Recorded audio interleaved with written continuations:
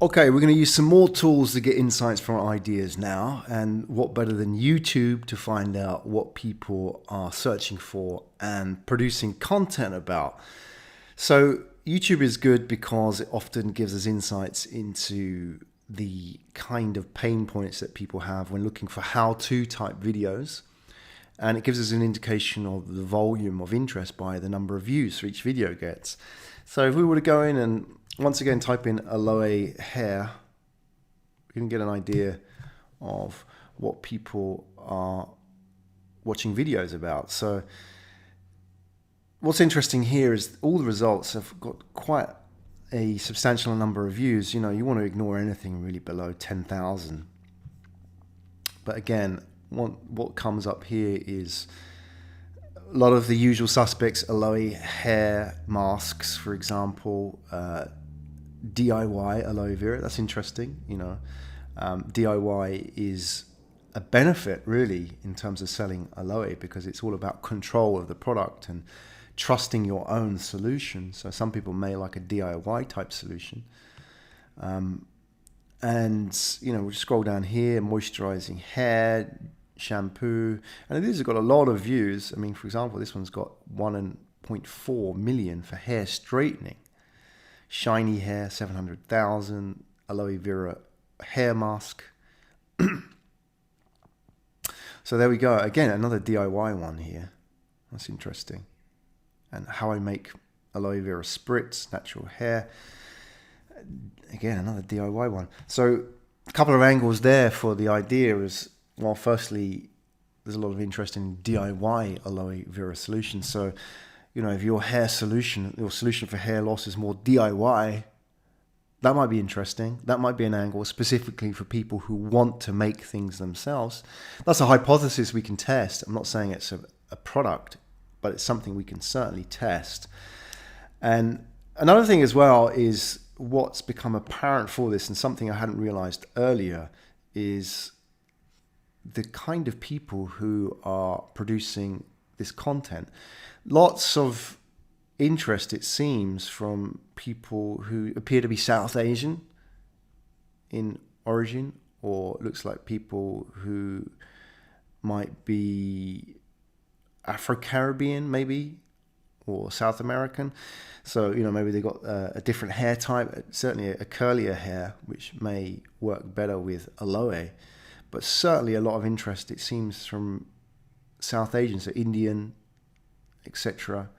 And that was something I saw earlier, but I didn't really sort of pick up on it. You know, when I went to the Google Trends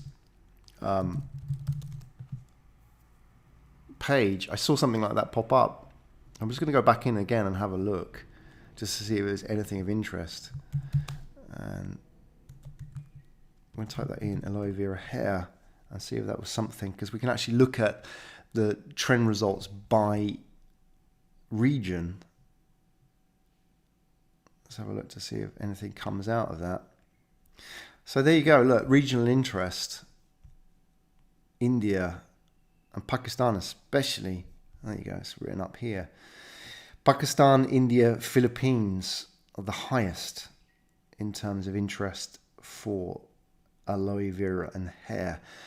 Now, that may be one of two things. It may be because it works better with their hair type. We don't know that. Maybe they trust it more. Maybe aloe is more established in that market.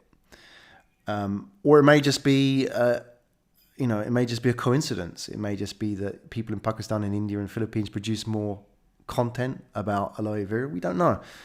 But I think it's certainly something that helps shape and refine our idea that, you know, aloe vera for hair, there's an established conversation about that in these markets. We see that from, wrong page. We see that from YouTube, as we've seen already. If we go back in, we have a look at our results. Say once again, I know it's just very unscientific, but this is not a scientific process at this stage. You know, there seems to be a lot of Indian looking faces, so that would tell me that, you know, this is an interesting market for aloe vera and hair. and the Philippines as well. I don't know. That's a very, very niche market. But if you were developing aloe vera hair loss products, India and Indian men and Indian women as well might be a really interesting area to start, because, that is a very big market. India, Pakistan, Philippines, it's well over 1 billion people already. It depends on what your focus is. I mean, obviously, if your focus is the United States, it's there. But, there's a large Asian community established in the United States already, right? So they will know from their peers and their upbringing and their cousins about the benefits of aloe vera.